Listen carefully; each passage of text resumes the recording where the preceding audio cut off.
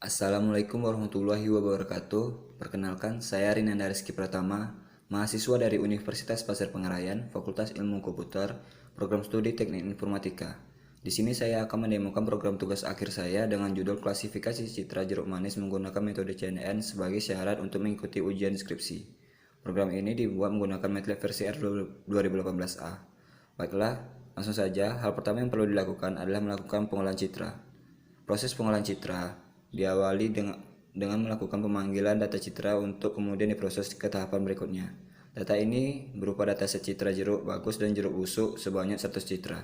Saya menggunakan Image Data Store untuk mengelola data file gambar, di mana setiap gambar individu sesuai di dalam memori.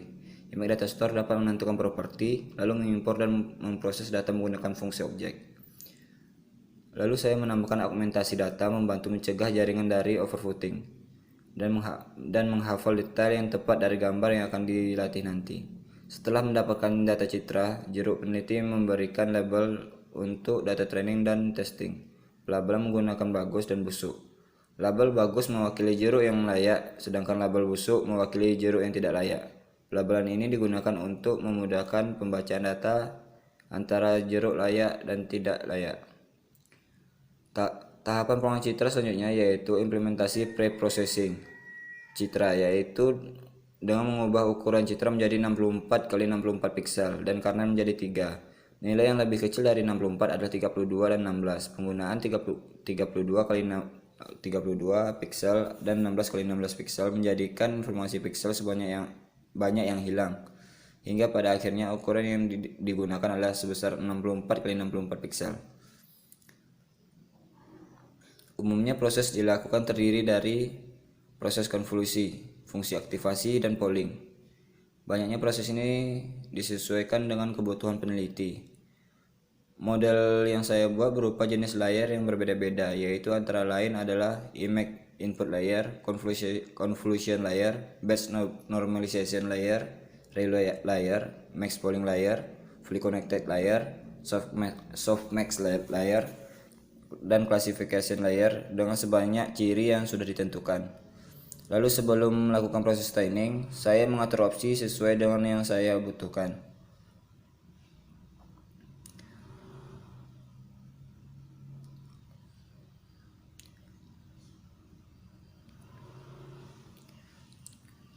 Selanjutnya saya melakukan proses training dengan data yang sudah saya olah sebelumnya.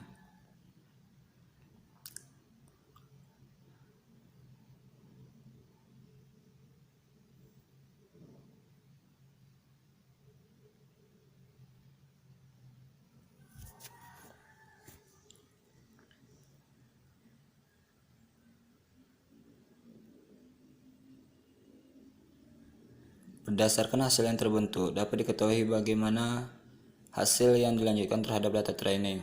Adapun perbandingan loss dan akurasi data adalah sebagai berikut. Loss fungsi merupakan fungsi yang menggambarkan kerugian yang terkait dengan semua kemungkinan yang dihasilkan oleh model. Loss function yang baik adalah fungsi yang menghasilkan error yang diharapkan paling rendah, sedangkan akurasi didefinisikan sebagai persentase dari data uji yang diklasifikasikan di kelas yang benar. Berdasarkan nilai loss yang dihasilkan pada training sebesar 0,1,563,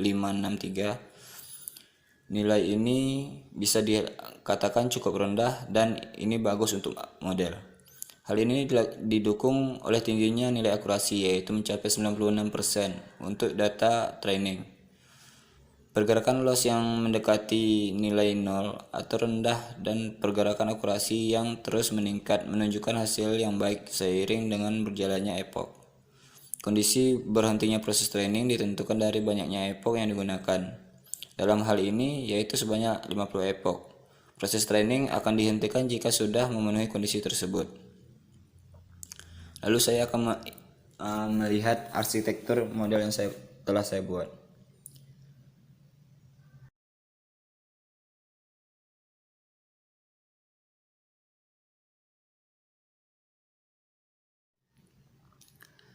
Proses konvolusi layer sebanyak satu kali ditunjukkan oleh banyaknya convolutional layer yang digunakan untuk mendapatkan model klasifikasi dengan filter sebanyak 8 dan kernel sebanyak 3 kali 3. Sementara itu, bus normalization layer berfungsi mengurangi jumlah nilai terhadap pergeseran lapisan tersembunyi, lalu yang menjadikan proses training menjadi lebih cepat. Sedangkan max polling yang digunakan yaitu sebanyak 2x2 dengan tujuan mengurangi dimensi dari fitur map. Softmax digunakan untuk memberikan hasil yang lebih intuitif, sehingga memudahkan dalam melakukan klasifikasi dan interpretasi probabilistik untuk semua label yang dihasilkan. Klasifikasi layer digunakan untuk menunjukkan output bagus dan busuk. Jumlah learnables yang dilatih dalam model ini sebanyak 16.626 parameter. Untuk melihat akurasi testing, saya menerapkan sintaks berikut sehingga sistem akan mengeluarkan output akurasi testing sebanyak 92% untuk data testing. Ini menunjukkan model yang diperoleh mampu melakukan klasifikasi dengan baik. Setelah pengolahan citra selesai, maka kita bisa mengujinya dengan sintaks berikut.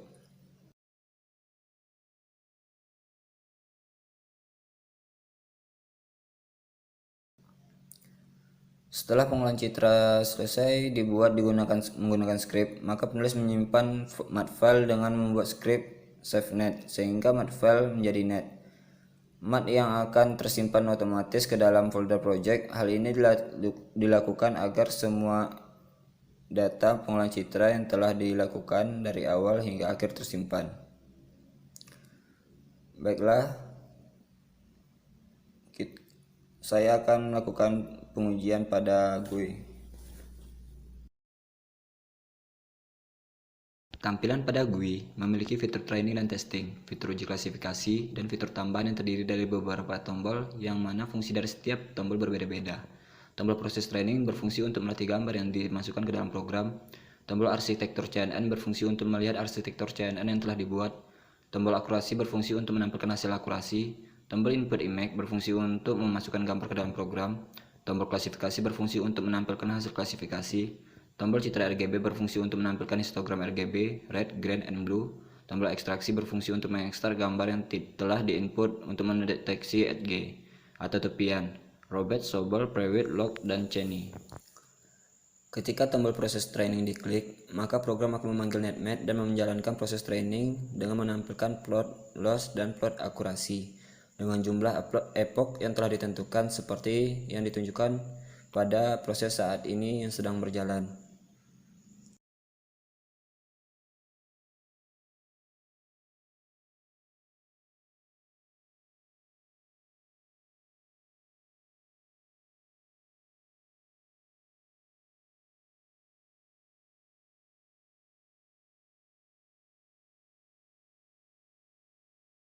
Lalu, jika telah selesai, saya akan melanjutkan dengan tombol arsitektur CNN. Ketika tombol arsitektur CNN diklik, maka proses akan memanggil model pada netmat sehingga dapat memunculkan arsitektur CNN, data analisis result, dan menampilkan error, kesalahan, serta jumlah pada layar model seperti yang telah ditampilkan pada saat ini. Lalu, plot akurasi. Ketika tombol akurasi diklik, maka program akan memanggil netmat lalu akan menampilkan hasil akurasi tes seperti yang telah ditunjukkan pada GUI. Lalu saya menguji tombol input di mana akan mengarahkan saya pada dataset jeruk. Saya pilih salah satu gambar jeruk, maka akan ditampilkan pada GUI seperti ini. Langsung saja saya klik tombol klasifikasi, maka sistem akan membaca gambar yang telah diinput menghasilkan hasil klasifikasi berupa kondisi beserta skornya.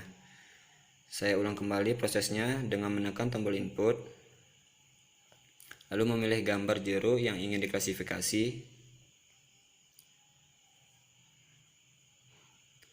Lalu saya menekan tombol klasifikasi, maka sistem akan menghasilkan klasifikasi yaitu bagus dengan skor 95%.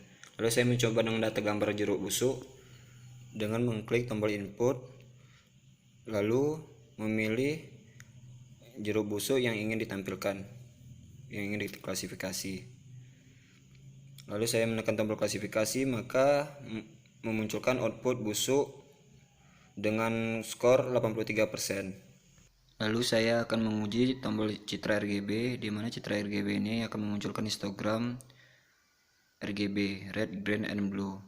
Berikut adalah histogram RGB pada citra jeruk busuk.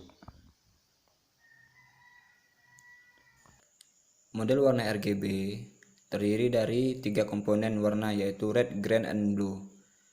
Karakteristik suatu citra dapat dilihat dari representasi histogramnya. Histogram citra merupakan diagram yang menunjukkan distribusi frekuensi kemunculan nilai intensitas piksel.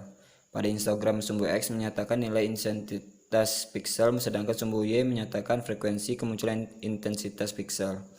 Nilai intensitas piksel pada TrueColor 24 bit berkisar antara 0 sampai dengan 255. Kemudian saya akan menguji tombol ekstraksi. Ekstraksi yang saya tampilkan adalah edge atau tepian. Tepian atau edge ini berfungsi untuk menandai detail pada citra. Ada 5 tepian yang bisa dipilih, yaitu tepian Robert, Sobel, Prewitt, Locke, dan Cheney.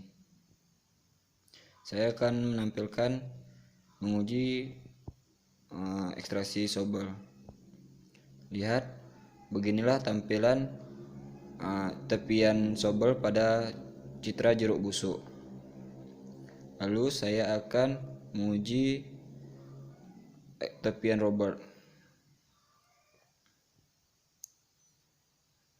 Beginilah tampilan pada citra jeruk busuk pada tepian Robert. Lalu saya akan menampilkan tepian Prewitt. Beginilah tampilannya. Lalu Locke, tepian Locke.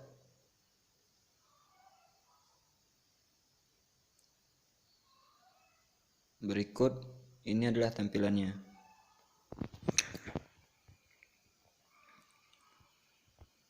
Lalu tampilan Cheney. Lalu tampilan Cheney pada jeruk busuk akan seperti ini. Baiklah, saya akan sedikit menjelaskan tentang deteksi edge atau tepian ini.